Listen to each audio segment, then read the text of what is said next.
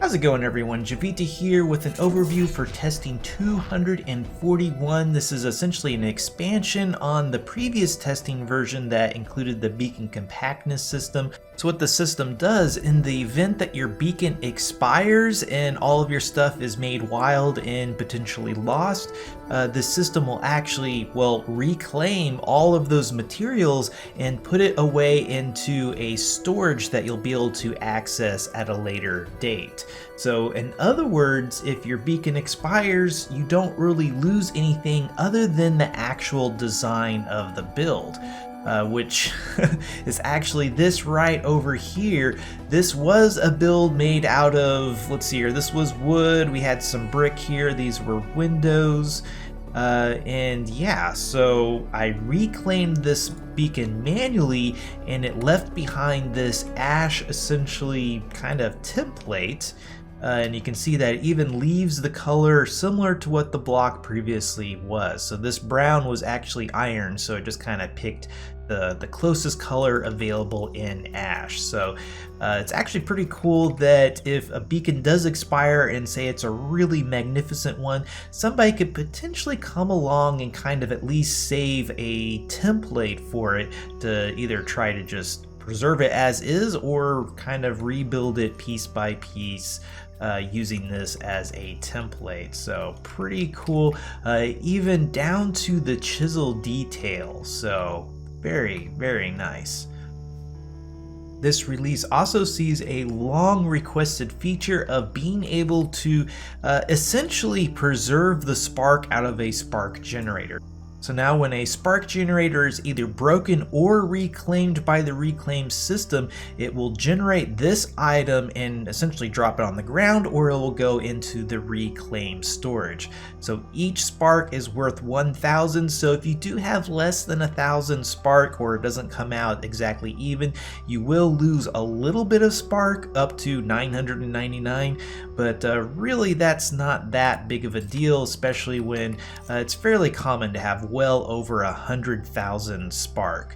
The cool thing is that this spark, it only takes 1 second for it to convert, and it doesn't tear up your spark generator very much. So I put in 100 of these spark items, that equals out to be 100,000 spark. It only used 80 durability, so that's using what, 0.8 durability per spark item. Only takes a second for it to go in, so it took a little over a minute for it to all go in, and that is insanely fast compared to any other kind of fuel that you could put into a spark generator. It is good to note that this spark item cannot be put into furnaces to be able to fuel a furnace, which makes sense because you can't fuel a furnace with spark currently, so why would you be able to put this item in there? So not really a downside, other than it does kind of maintain the value of having raw fuels that have not been turned into spark previously. And as you can see, you can put it on a shop stand, so you could potentially sell spark in this form, which might really shake up the fuel market currently, because now it'll be all about what can you use to generate spark the cheapest. If you're going to be trying to sell this item as is, which there are some definite perks to selling this item as is, because for one thing, it doesn't tear up your spark generator very much, so you don't need as many spark generators, and they go in really fast compared to every other fuel, so that is pretty amazing. The only thing, or the only downside that I see, is that there's not a way to extract this spark item, at least yet, without breaking the spark generator or reclaiming the beacon. Neither one of those is the most ideal, but certainly breaking the spark generator is preferable to having to reclaim your beacon every single time you want to make some of this item. So in other words, you can have a maximum of up to 16,000 spark per second generated using these items. Granted, the spark has already been generated, it's just going into a spark generator, but yeah, that's a pretty crazy amount of spark to be able to add to a generator that quickly. So already up to basically 2 million spark in just a few more moments. Pretty darn crazy. But jumping back over to the reclaim system, so the reclaim system is accessed through any beacon control. You can come over here and it'll have a number corresponding to the number of reclaims or the number of beacons that have expired. So you can come over here, we see that we have nothing to reclaim currently, but let's wait until daytime and come over here and reclaim a beacon. Okay, it's just now morning, and I do recommend if you want to watch a beacon be reclaimed, wait until daytime, because while the builds, they look amazing at night with all the pretty lighting, as the beacon is reclaimed, well, it all goes dark, so you don't get to see much of anything. And yeah, that's what happened to this build over here. So let's come over here and take a look at this. So we can head over to, well, reclaim doesn't really do anything for us, so if we want to manually reclaim this beacon, we can do so. Just head over to options and then reclaim beacon. So retrieve all plots and contents of the beacon into reclaim storage. So that's exactly what we want to do. There is a few, I'm not sure to really call it limitations, but things to keep in mind is basically anything with durability. So items and even augments, potentially even spark generators. If they are really, really low on durability, there is a chance that they won't be reclaimed. I did a small test of this of about like 16 totems and 16 wooden shovels of having their durability at or below 25%, and roughly 1/4 of them were saved, and all of their durability was kind of normalized to an extent to kind of help all of that stack together. But you know, only 25% of them made it through the reclaim process, which kind of makes sense since they were at or below 25%. I also did a test with weapon augments that were at or below like 5 to 10%, and none of those were reclaimed. So just things that can wear out. If they're at 100% durability, they will always be reclaimed, but if they're practically used up, then they might get tossed for the sake of basically preserving space or really file size, basically. But anyway, let's go ahead and reclaim this beacon. There is, let's see here. Yeah, so it says right here, after you reclaim the beacon, you may cancel it partway by refueling the beacon. So that is an inaccurate statement right there. You cannot cancel this once it is started. I tried that out with that other build, and yeah, it let me put the fuel in, I think, but it didn't stop the process. So let's go ahead and reclaim this beacon. So you have to type in either reclaim if it doesn't have a name, or you type in the name of the beacon if you have named it.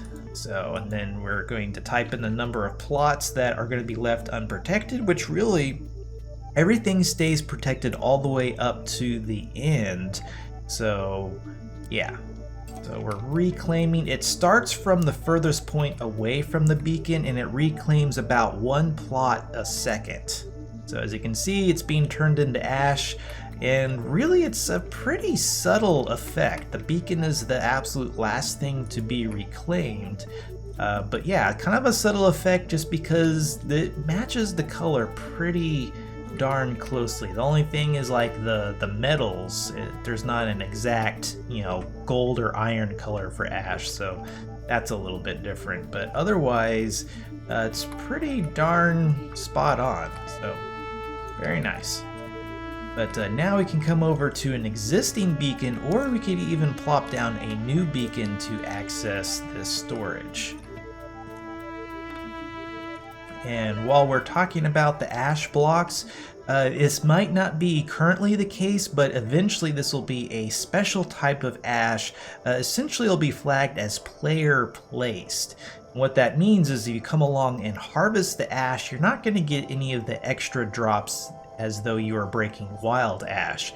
It also has the extra special property that if you beacon it and then reclaim it again, it won't essentially reclaim the ash again. So you can't do this to, basically duplicate or gather a whole bunch of ash very quickly by abusing the reclaim system. Not to mention there is a sort of cooldown on, or rather when you place a new beacon, there'll be a 2-hour timer before you can reclaim it. So it kind of follows suit with you have to wait 2 hours before you can place fluids inside of them and the like. So right now we don't even have to fuel this beacon. We can just come over here to the reclaim. Any of our expired claims will be shown here, so you can have this happen to multiple beacons. They will all be stored. So here we go. Here's all the items that were in this beacon. Now there is some limitations, so you can only access one reclaim storage at a time. So if I want to reclaim another beacon, I can do that. However, I won't be able to access the items in that claim until I deal with these items right here. So I can either drag and drop them out, I can shift click them out, or I could come over to options and say discard beacon reclaim to essentially just delete it outright. Say it's full of junk that I just can't be bothered to mess with. Maybe it was just a beacon, etc. A beacon and a crafting table maybe. So yeah, so we can just go over here, discard.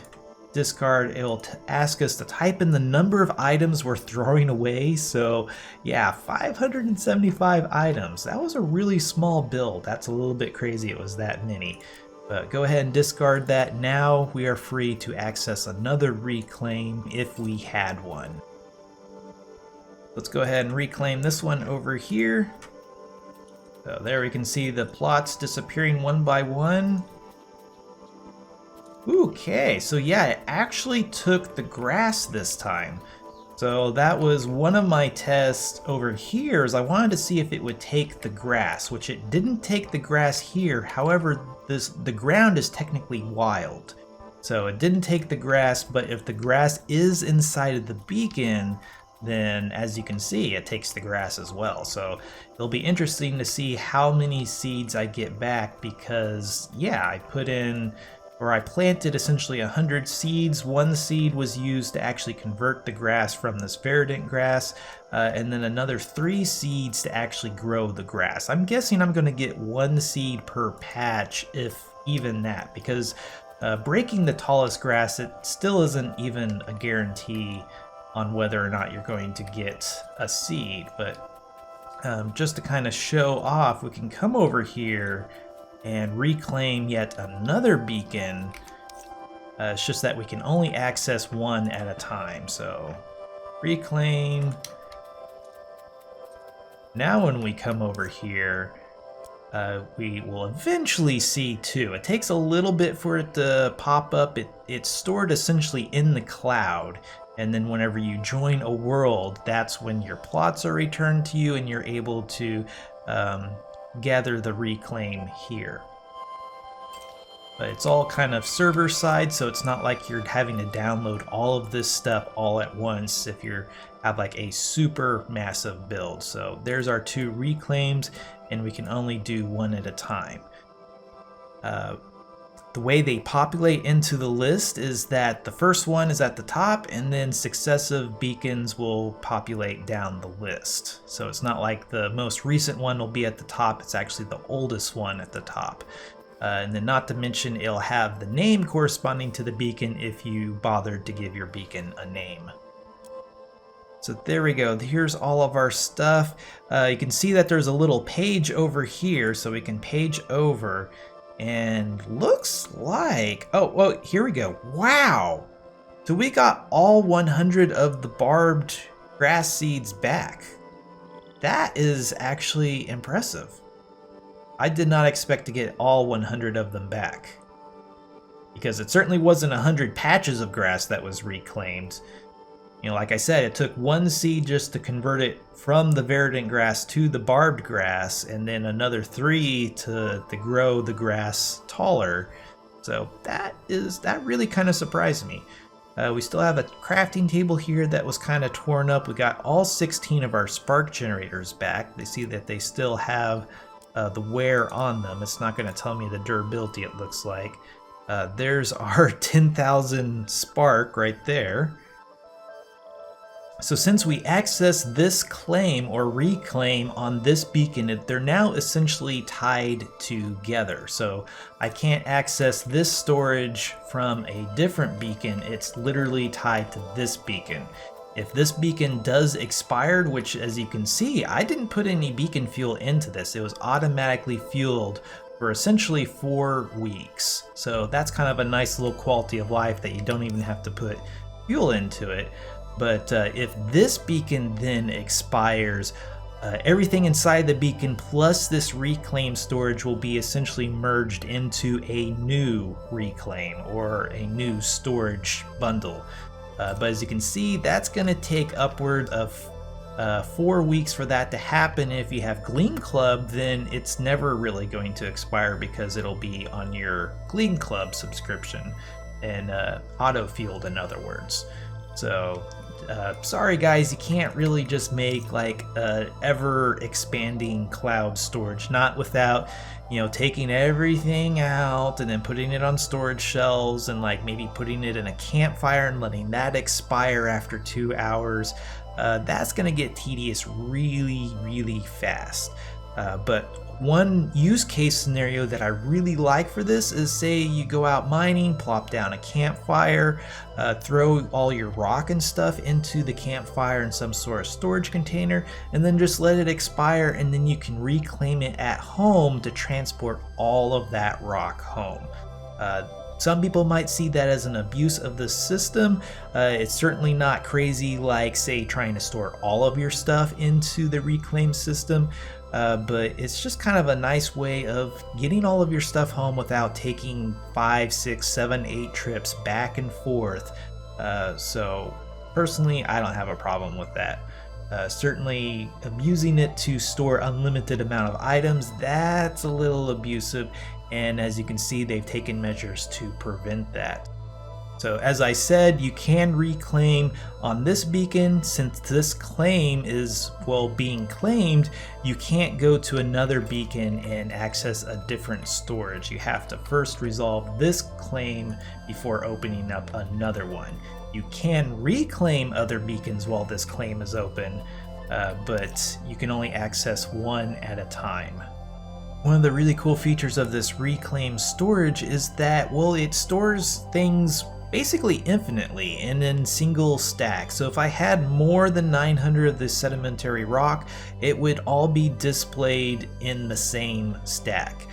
Certainly taking out, it takes out one stack at a time, so 100 at a time, or whatever the maximum stack for that item is. You can also shift click out and it'll remove as much as possible. So one of the really cool things about this is that it is filterable both by category and by text, and as well by color. So we can do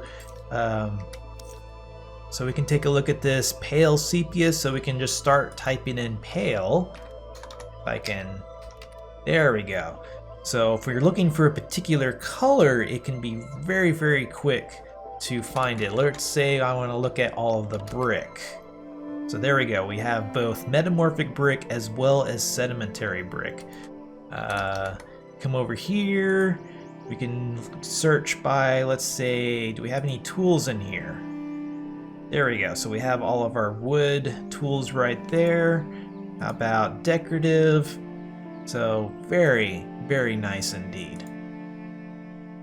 So basically, navigating and finding what you want is pretty darn easy. If you think it's in here, all you have to do is start typing in not only its name, maybe the color or its subcategory. We might even be able to do tools.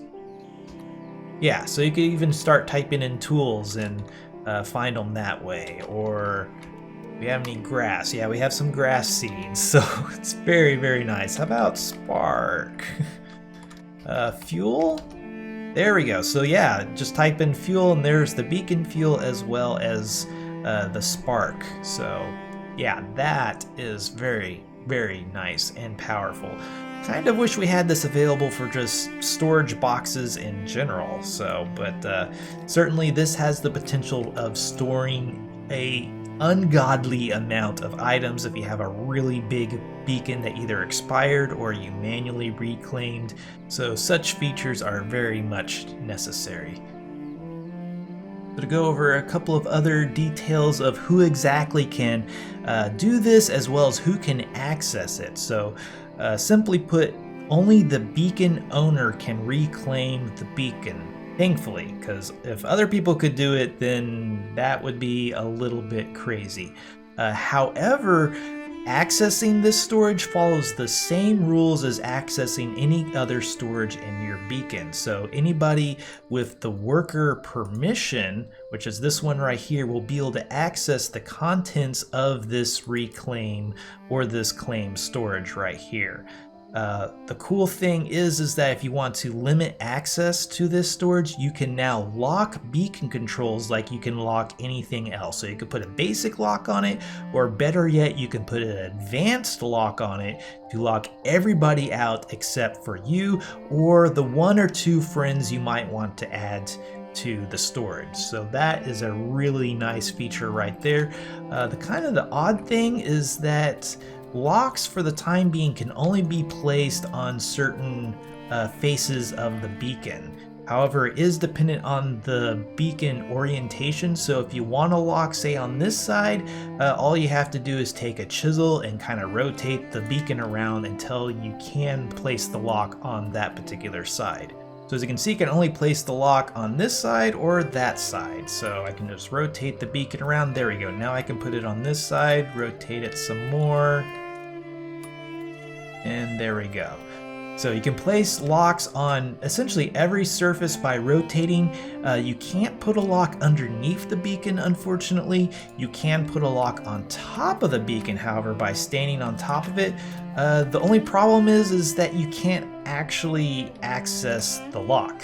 So you can put a lock there if you want to lock everybody out of it, but if you want to give people permissions, then you'll have to remove the lock, which actually, I don't think you can even, you can't even get the lock off of the beacon at this point. So the only way to get that lock off the top of it would be to literally place a new beacon down, make that the master beacon, to then make this beacon breakable.